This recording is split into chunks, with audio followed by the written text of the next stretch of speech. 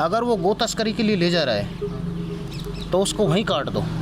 कानून का तो बाद में देखा जाएगा। पब्लिक के पीटने के दौरान अगर उसको इलाज पुलिस ने नहीं कराया, मर गया, तो इसमें एक व्यक्ति की किसी की जिम्मेदारी नहीं है। गाय को बचाते समय अगर कोई गौ तस्कर मर जाता है मतलब रक्षकों पे, तो इसमें कोई बुराई नहीं है।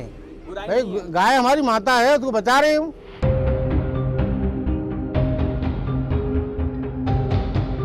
राजनीतिक धंधा है जी जब से इनका, तो ये इनको तो प्लानिंग है जी। मेन पॉइंट क्या है, ऑर्गेनाइजेशन का होता है। Since the lynching of Mohammed the Clock in September 2015, there have been more than 35 lynchings related to cattle vigilantism in 11 states across India.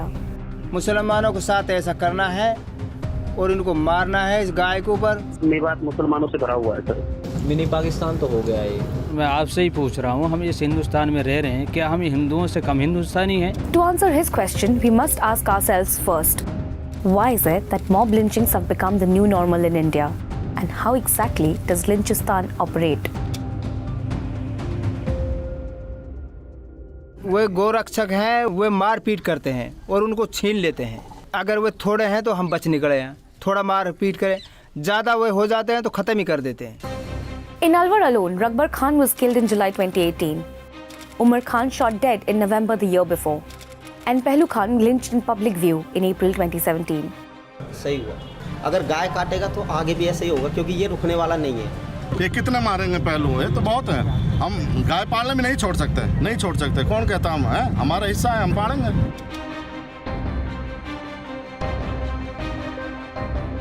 At the core of the Goraksha network is the WhatsApp group, or rather, the hundreds of WhatsApp groups. WhatsApp group तो मेरे पास 200 से 250 की संख्या में है। गौरक्षा और संगठन से जुड़े हुए भी कम से कम 150 ग्रुप, 150 पौने 200 group. Propaganda videos of Goraksha circulated non-stop. And with faster internet and more smartphones, these messages just take seconds to go viral, even if they're fake. WhatsApp में पता लग जाता है कि इस नंबर से गाड़ी यहाँ से आ रही है, इस रोड से जाएगी, तो इनको पकड़ लो। एक बार आप जाके कह दो कि गाय की गाड़ी आ रही है और मुसलमान गाय की गाड़ी ला रहे हैं, हिंदू अपने आप एक इकट्ठा हो रहा है। संवैधानिक कोई अधिकार है? संवैधानिक कोई अधिकार नहीं है, लेकिन इनके खुद ने अपना एक नेट बनाया हुआ है, एक कमेटी बनाई हुई है। So the network of vigilantes is ready. All they need now is legitimacy.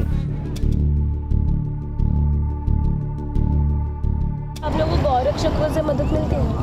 हाँ मिलती है, साथ तो देते हैं। काम पुलिस का है पकड़ने का, आम आदमी का थोड़ी है। रास्ते में जब वो गोरक्षक रोकते हैं तो पहले तो वो नाम पूछते हैं, भाई तुम्हारा क्या नाम है? अगर उसने बता दिया मेरा नाम इस्लाम है, मेरा नाम खान है या कुछ बता दे, तो फ़ौरन उनको ज़रूरत नहीं हुलिया की, वो उनको तो जला देते हैं, फाड़ देते हैं। बस उनका लेना देना कि भाई मुसलमान है, इसको मारा जाए। Remember, the cow vigilantes have no legal authority to stop, search and harass anyone. But support from the police ensures that they function with impunity. कुछ लोग बहुत गुस्से में आते हैं कि जो मारने की सोचते हैं कि मार तो इनको नहीं की, क्योंकि भीड़ का कोई रूप नहीं होता। भीड़ में क्या एक कोई व्यक्ति होता नहीं है, हजारों सैकड़ों की संख्या में व्यक्ति होते हैं। अब उसमें आप कैसे पहचानोगे कि ये कौन था? पुलिस केस तो होगा नहीं, क्योंकि भीड़ का तो कोई रूप होता ही नहीं। अगर जब तक कोई किसी को बताएगा नहीं, पुलिस केस होगा ही नहीं। तो मतलब वो बच जाएगा जो मार दिया? जो भी है बच जाएगा। The impunity bred, the attack is next. And make no mistake, mob lynchings rarely happen in the heat of the moment. It's organized crime. पहले तो ये देखा जाता है कि वो ले जा रहा कहाँ है। अगर वो गो तस्करी के लिए ले जा रहा है तो उसको वहीं काट दो। भीड़ में एक बार किसी ने कह दिया कि मारो, तो सारे के सारे एकदम एक्शन लेते हैं कि मारो भाई, कर दो, कुछ भी कर दो, और उसमें कोई गलती नहीं। क्योंकि हमारी माँ को जब काटा जाता है ना, तब तकलीफ किसको होती है? हमको होती है। तो मेरे अंदाजा से तो उसको भी काट देना चाहिए। अगर वो असली हिंदू है तो कानून का तो बाद में देखा जाएगा। अब भीड़ में जैसे मारने लग जाते हैं, जैसे अगर हम 100 आदमी हैं तो 100 मारने लगेंगे 2 आदमियों को, तो आपको उनकी जान जाएगी। भीड़ को कोई रोकने वाला होता नहीं। लेकिन ऐसा करना चाहिए? ऐसा करना चाहिए, बिल्कुल करना चाहिए। If you're a leader, you've got to lead by example. When the deed is done, condemn those who did it. I'm sorry, I meant congratulate those who did it. Options available: justify the crime, garland the criminals, deny it ever happened, blame the victim. people who commit these hate crimes are treated as heroes, they're protected, they're wrapped in the national flag, they are garlanded, people come out in their support. So much so that a couple of them are actually planning to contest the 2019 Lok Sabha polls. Rupendra Rana, accused of lynching Mohammad Akhlaq in Dadri, is soon to be Umeedwar from Noida. It's the UP Navnirman Sena's way of congratulating him for respecting the Gau Mata and going to jail for her. Talk about work experience.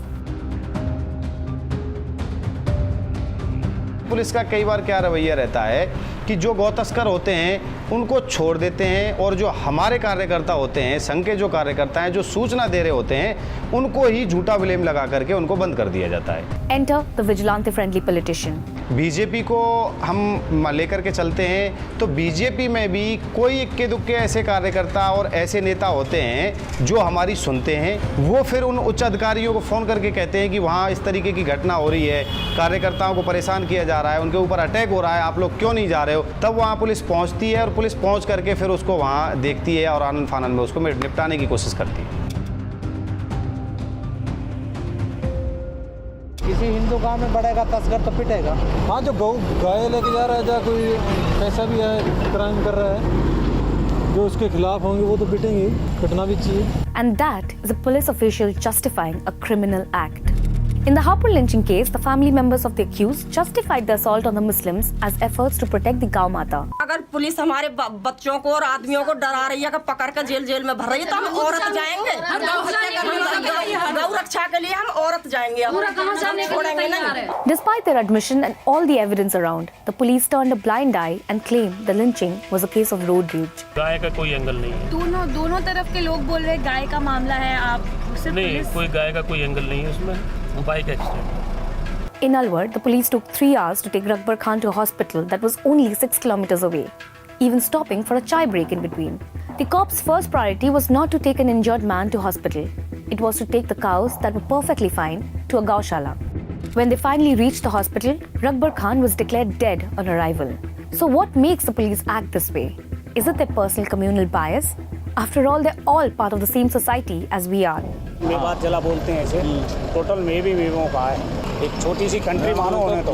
इन वेवों का ये धंधा है, चोरी चकारी गाय ये वगैरह मुसलमान करते हैं, केवल मुंबई। वो भी भाई साहब मुसलमान मत कहो आप, मेव ये बीच में ये तो औरंगजेब आया था, बाबर आया था, उन्होंने हिंदुओं की जो जबरदस्ती मुसलमानी कर दी। साले माल तो हिंदुस्तान खाते हैं, जयकारा पाकिस्तान में लगाते हैं, ये वो हैं। Or does the police act based on orders from netas who are seeking political mileage from incidents of mob lynching? अब मेरा तो सीधा कहना है कि गौ तस्करी करोगे और गौ कशी करोगे तो यूं मनोगे। हर हिंदू का खून खोलता है। जैसे जैसे मोदी जी पॉपुलर होते जाएंगे, ऐसे ऐसी कुछ घटनाएं इस देश में आती रहेगी। ये रोजाना जो रिएक्शन होता है वो भी इस गाय के गोरख धंधे को बंद करें, हिंदुओं की भावनाओं को समझें। Just to remind you, these everyday reactions by the crowd that they're talking about refer to cases of mob lynchings of Muslims, and saying that such incidents will be more frequent is nothing short of a public threat made by elected members of the state assembly and the national parliament. जी बिगर नेतान के ऐसी किसी की ताकत ना है आम नागरिक की जो सरेआम हत्या कर दिए इंसान की। Now let's get to these allegations of cattle slaughter you've been hearing all along. Pehlu Khan was lynched on the pretext that he was smuggling cows for slaughter. But the fact is that claim is blatantly untrue. Pehlu was transporting milch cattle that he had bought, which was worth way more than the price he would have fetched by selling the cows for slaughter. So obviously when the crowd caught them and found them with milk cattle, actually it was evident beyond doubt that they were not taking them for slaughter, they were taking them for dairying, and there's no law against it. Yet they lynched them. You see, it doesn't really matter whether there is a cow or there isn't, and whether it's milk producing or not. Not when you can deny the lynchings altogether. देखिए, उत्तर प्रदेश में mob lynching की कोई घटना नहीं घटित हुई है। जिस तरह की घटना पेश की जा रही है, ऐसी कोई घटना जमीन पर नहीं हुई है। So where does all of this leave us? अब ये जो कांड हो रहे हैं, ये उनके पास एक संदेश ही तो पहुंच रहा है। अच्छा तो है, बहुत अच्छा है, क्योंकि जो इस लाइन में आने वाले होते हैं उनके अंदर एक डर हो जाता है, छोटा सा डर फैल जाता है कि भाई कल को हम ना पकड़े जाएं, कि हमारे साथ भी ये हो सकता है। While some celebrate the sending of a message by murder, Others live the consequences. उसकी मरने की वजह से जी हमारी तो हिम्मत नहीं पड़ती, नहीं गाय को भैंस को वहाँ जाने के लिए तो हमारी अज्जामा की हिम्मत नहीं पड़ रही कि हमारे ने तो जी डर लगता है अपने घर से बाहर जाने में। नहीं गा तो ना खरीदे, डर लगे कोई मार दे। हाँ, ये दंगे करवाने का मतलब है और कुछ नहीं है, हिंदू और मुसलमानों में झगड़ा। भैंस की कीमत ज़्यादा होती है, उसको गरीब किसान या गरीब मजदूर नहीं खरीद सकता। गाय की कीमत कम होती है, उसको हर आदमी खरीद के अपना घर का गुजारा भी कर सकता है, पड़ोसियों को बेच तक सकता है। गाय का दूध मंदा मिलता है, गाय का घी भी मंदा मिल जाता है, इसलिए हम गाय पालते हैं। अब यहाँ से आगे संगठन बन रहा है, अब ये काम ही लाना ले जाना गाय का छोड़ ही देंगे। क्यों छोड़ देंगे? क्योंकि आगे जाके जो विवाद बढ़ता है जी, वे हमको मारते हैं तो फिर हम क्या करें जी? वहाँ दूर से गाय लाता है, जैसे डर लगता है बीच में पकड़ लेते हैं। हमारे क्या पहचान है, ये काटने वाला है कि पालने वाला है? नहीं है कोई पहचान। मुसलमानों को आर्थिक रूप से कमजोर कर इन्हें नीचे दबा दिया जाए। यदि वो गौ तस्कर है तो उनको जान से मार देना चाहिए। गाय हमारी माता है, उसको बचाने के लिए हम कुछ भी कर सकते हैं, किसी भी हद तक जा सकते हैं। हम तो कहे ना भाई माता रखो, क्या बात है, रक्षा करनी चाहिए, लेकिन इंसान को तो मत मारो। जो पालने के लिए ला रहा है उसे मार देते, माता कहती है मार दो सो। बच्चान को कौन खिलाएगा? 7 बच्चान को मैं मेहनत करके पाल सकती हूँ, नहीं पालता मुंह पे। मोल इंसाफ मिले, इंसाफ चाहती हूँ।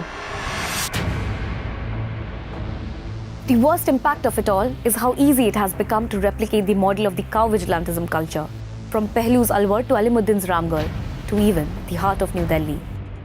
गाड़ी पीछे गाड़ी लगा के 20-25 लोगों ने मारे और पैसा लूट के ले गए। कौन से बोलो? ये नहीं पता कौन थे।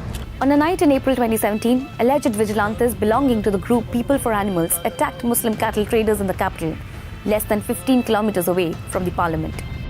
Assam, Haryana, Rajasthan, Uttar Pradesh, West Bengal, Karnataka, Jammu and Kashmir, Himachal Pradesh, Madhya Pradesh, the model of the mob in the name of the cow has been replicated pan-India.